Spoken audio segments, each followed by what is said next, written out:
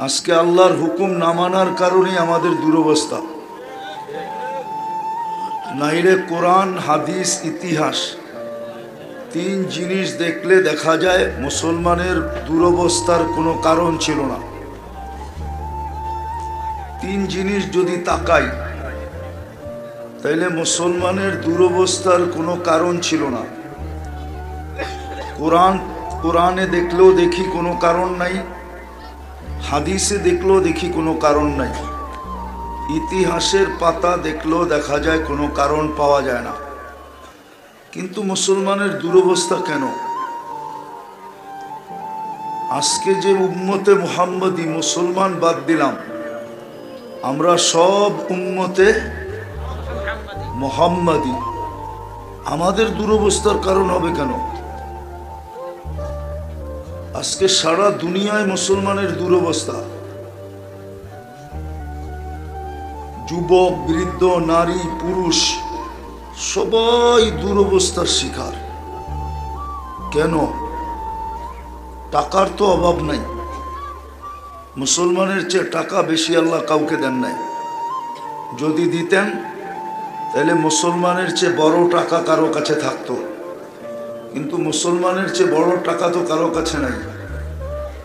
কুয়েতের টাকার চেয়ে কোনো বড় টাকা নাই, বাহরাইনের টাকার চেয়ে কোনো বড় টাকা নাই, ওমানের টাকার চেয়ে কোনো বড় টাকা নাই, ব্রুনাইয়ের টাকার চেয়ে কোনো বড় টাকা দুনিয়াতে নেই। বোঝা গেল টাকার অভাব না।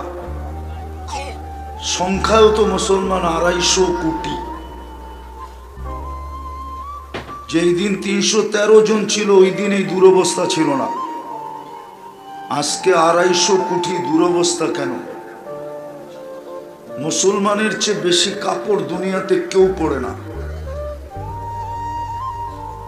হ্যাঁ, এটাই সত্য। মুসলমানের দুনিয়ায় বেশি কাপড়, লম্বা কাপড় দুনিয়ার কেউ পরে না। মুসলমানের চেয়ে বেশি আইটেম দুনিয়ার কেউ খায় না। আমি দুনিয়া ঘুরে বলতেছি, মিডিয়া দিয়ে না। আমি মিডিয়ায় বিশ্বাসী না। মিডিয়ালারা আমার বিরুদ্ধে লাগলো আমার কিছু আসে যায় না, কারণ আমি মিডিয়ার বিশ্বাসী না। উনি হয়তো পছন্দ করে নাই, কেননা আমি 103টা দেশ দেখছি, 7টা মহাদেশ দেখছি। আমি মিডিয়া বিশ্বাসী করব কেন? আমি তো চোখে দেখি। মুসলমানের চেয়ে বেশি আইটেম দুনিয়ার কেউ খায় না। মুসলমানের গরিবও 5 তরকারি ছাড়া ভাত খায় না। শাক সুপ মিলায়া শিলায়া 5 তরকারির বেশি হয়। দুনিয়ার কেউ 5 তরকারি দিয়ে ভাত খায় না। মুসলমানের চেয়ে বেশি কেউ খায় না, কেউ পড়ে না। মুসলমানের চেয়ে বড় টাকা কারো নাই। মুসলমান 250 কোটি। কত? 60টা মুসলমানের দেশ। মুসলমানের চেয়ে দামি জিনিস কেউ ব্যবহার করে না। দুনিয়ার যত দামি জিনিস, দুনিয়ার কোনো রাজা নাই, প্রধানমন্ত্রী নাই, প্রেসিডেন্ট নাই যার সমস্ত গাড়ির পার্টস, পুরা গাড়ির পার্টস সোনা দিয়া বানানো। এটা শুধু মুসলমানের আছে। ব্রুনাইয়ের বাদশার গাড়ির পার্টস ইন টোটাল সোনা দিয়া বানানো। তারপরেও দুরবস্থা কেন? বলবেন দুরবস্থা, দুরবস্থা কোথায়? দুরবস্থা দুরবস্থা যদি না হইতো তাহলে আফগানিস্তান মাটির সাথে মিশলো কি করে? ইরাক মিশলো কি করে? লিবিয়া মিশা গেল কি করে? ফিলিস্তিন মিশতেছে কি করে? লেবানন, সিরিয়া মিশতেছে কি করে? একজনের কারণে আমাদেরকে বড় বড় চোখ দেখায় কি করে? শুধু একজন তো ধরল কি? ইসকনের সবাইকে ধরছে?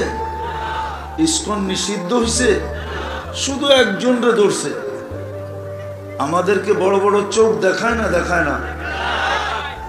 কি করে? কেন? কথা লম্বা হবে না, ধ্যান দিয়ে শুনতে হবে, তাইলে বুঝে আসবে।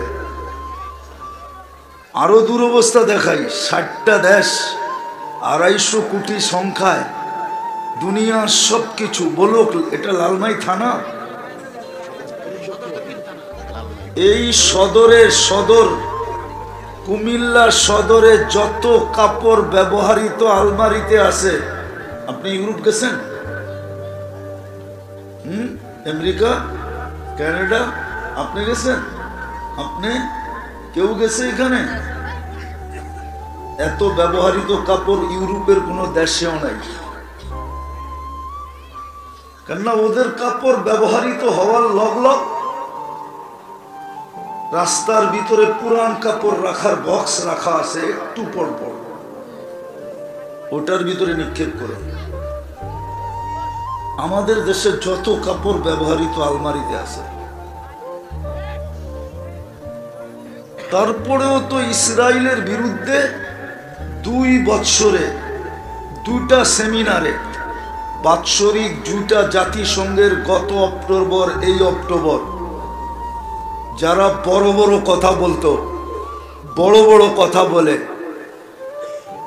60 দেশের কর্ণধার, নেতৃস্থানীয় লোক, রাজা, প্রেসিডেন্ট, প্রধানমন্ত্রী সব মিলা ছোট একটা ইসরায়েল দেশের বিরুদ্ধে নিন্দা প্রস্তাব পাশ করতে পারে না। তাইলে এটা দুরবস্থা না তো কি? আমাদের টাকা দিয়ে তো ওদের ব্যাংক চলে। কি হাজার হাজার কোটি টাকা কি সোনালী ব্যাংকে জমা আছে? হ্যাঁ, না জনতা ব্যাংকে, না শাহজালাল ব্যাংকে। কোথায়? ওই ওদের ব্যাংকে। দুরবস্থা কেন? শুধু 3 থেকে 4টা কারণে আমাদের দুরবস্থা। যুবক ভালো মতে বোঝো, ভালো মতে, তাইলে তোমার বিবেকের পর্দা খুলতে পারে। আর না হইলে বিবেকের পর্দা খুলবে না, পিটা মাপ নাই।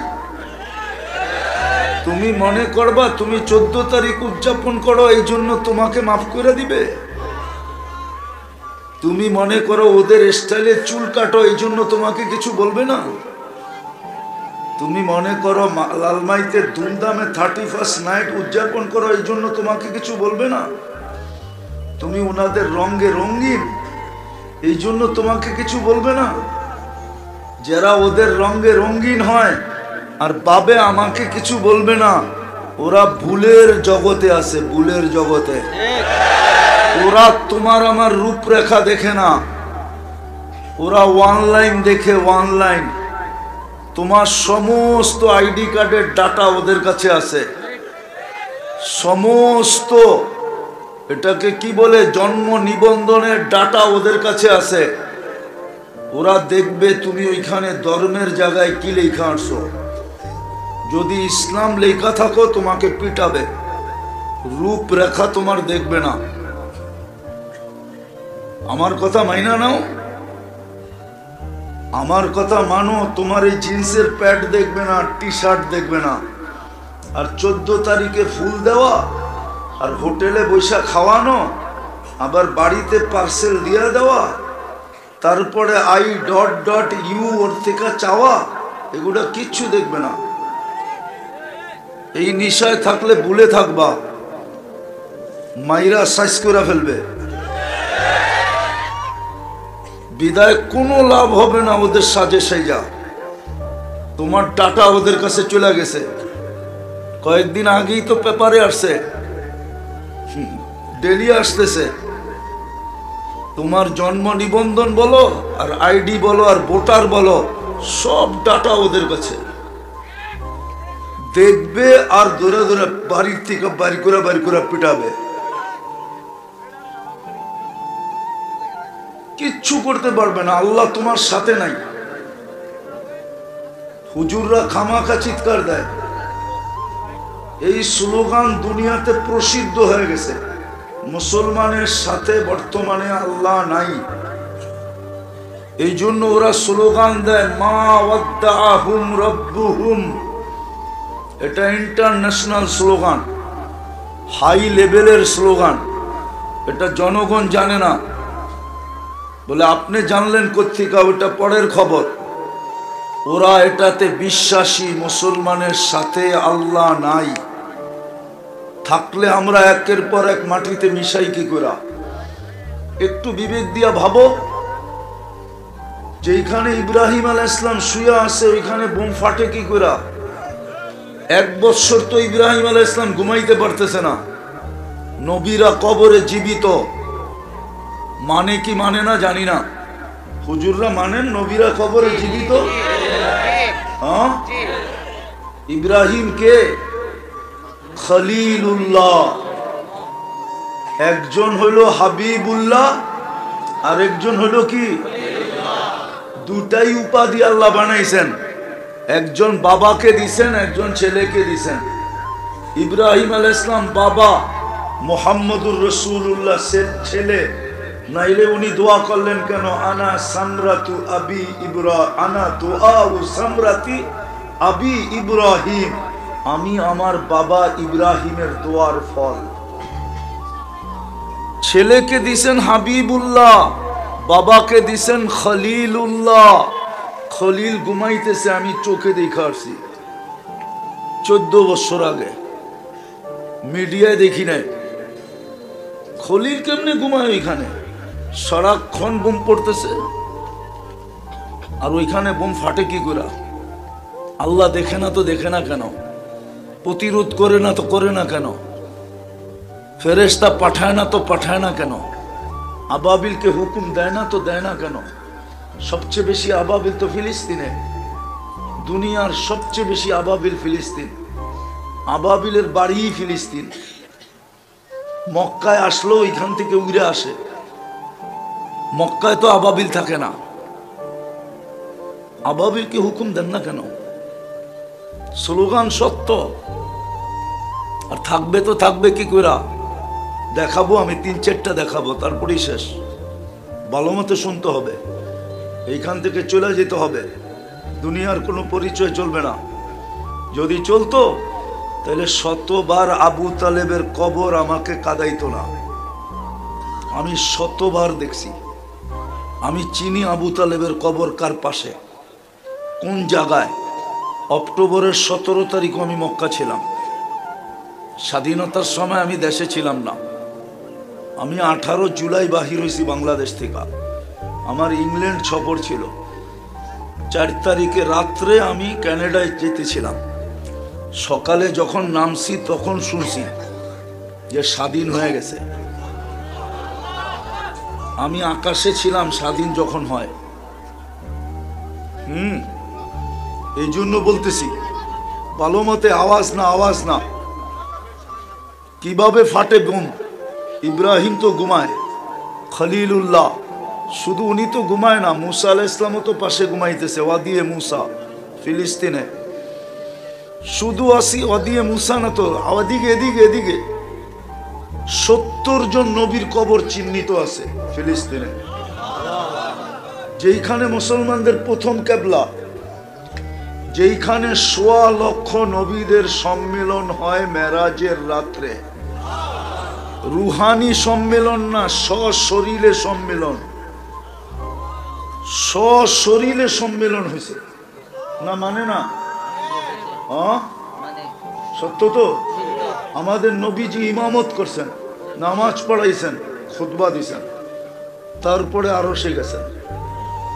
যেখানে মুহাম্মদুর রাসূলুল্লাহ সশরীরে উপস্থিত থাকে ওইখানে বোম ফাটে কি করে?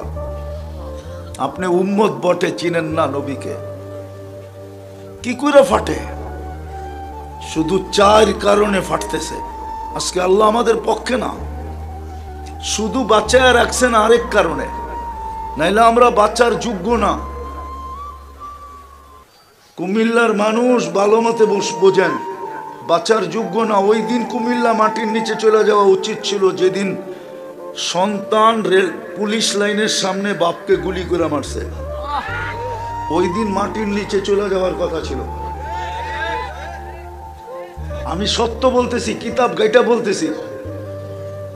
অনলাইন ঘাটলে এগুলা পাওয়া যাবে না, কিতাব ঘাটলে পাওয়া যাবে, নেটে পাওয়া যাবে না। যেই দিন পুলিশ লাইনের সামনে সকালবেলা ছেলে গুলি করে বাপকে মারছে, ওই দিন পুরা কুমিল্লা বাংলাদেশ মাটির নিচে চলে যাওয়ার কথা ছিল। সত্য এটা। শুধু 3 থেকে 4টা কারণে আজকে আল্লাহ আমাদেরকে ছেড়া দিছে। আমরা মুসলমান, কিন্তু ইসলামের ছাপ নাই। মুসলমান কিন্তু ইসলামের ছাপ নাই। আমি চিনি বহুতকে, বহুতের লোকে বিদেশে দেখা হয়, জিজ্ঞাসা করতে হয় প্রথমে যে তুমি কি মুসলমান? তো বলে মুসলমান। বাড়ি জিজ্ঞাসা করলে বাংলাদেশ, কোন জায়গায় থাকেন? ডাটা নেওয়ার পরে আসল খোল বাহির হয়ে আসে, পরিচয় বাহির হয়ে আসে, উনি বাংলাদেশের। এরকম ব্যক্তিত্ব চিনি আমি, ডর্জন না সিরিয়ালে নাম বলতে পারবো যাদের সাথে দেখা হয় বিদেশে। কিন্তু অপরিচিত পাইবা, জিজ্ঞাসা করি আপনি মুসলমান? পোশাক তো বলে না মুসলমান, চেহারা তো বলে না মুসলমান। আমরা মুসলমান দাবি করি, কিন্তু ইসলামের কি নাই? ছাপ যদি থাকতো তো নেটে দেখা চুল কাটে কেন? জিজ্ঞাসা করেন, এক যুবক নেটে ছাড়া ডিজাইন চয়েস করে না। সারা রাত বইরা ডিজাইন দেখে যখন মাথাটা আউলায়া যায়, তখন একটা ডিজাইনকে চয়েস করে তারপরে সেলুনে নিয়ে যায়। সেলুনারা দেখা মনে মনে একটা মুস্কি হাসি দেয়, মুরগি আয়া পড়ছে, তারপরে ডুব গিলা বলে 500 টাকা। জিজ্ঞাসা করেন, হাসানোর জন্য না, হাসো না, ভাবো ভাবো কাজে দিবে। নাইলে তোমার কানে এখনো ধ্বনি দিতেছে আল্লাহ, কামিন সাব সাবাকা ইলাল মাউত। যুবক বেশি তাফালিং করো না। তাফালিং বোঝো? ডাকায়া শব্দ বোঝো তো? তাফালিং কি? দূর। বেশি ফুর্তি করো না, এলাকা ফাটায় না যুবকরা। দেখবেন 2-3 দোস্ত মিলা একরকম, একা হাঁটলে আরেক রকম, বাইকে উঠলে আরেক রকম, আর পিছে কেউ থাকলে তো কোনো কথাই নাই, ফুল চার্জ। আওয়াজ না আওয়াজ না, ভাবো আল্লাহ ডেলি কানে ধ্বনি দিতেছে। তোমাদের লালমাইয়ার কত বড়, এর চেয়ে বড় জায়গা আমার চোখে দেখা আছে, যেখানে ঈসা আলাইহিস সালাম দাঁড়ায় জিজ্ঞাসা করছিল, তোমাদেরকে সমূলে ধ্বংস করলেন কিভাবে? কাইফা দাম্মারাকুমুল্লাহু তাদমিরা, সমূলে কেমনে মাটির সাথে মিশাইলেন? তো নিচের থেকে জবাব আসছে, বিতনা বিল আফিয়া, ফুর্তি করতে করতে নিশ্চিন্তে ঘুমায় গেছিলাম। আসবাহনা ফিল হাবিয়া, সকালে উঠা দেখি হাবিয়া দুযোগের ভিতরে।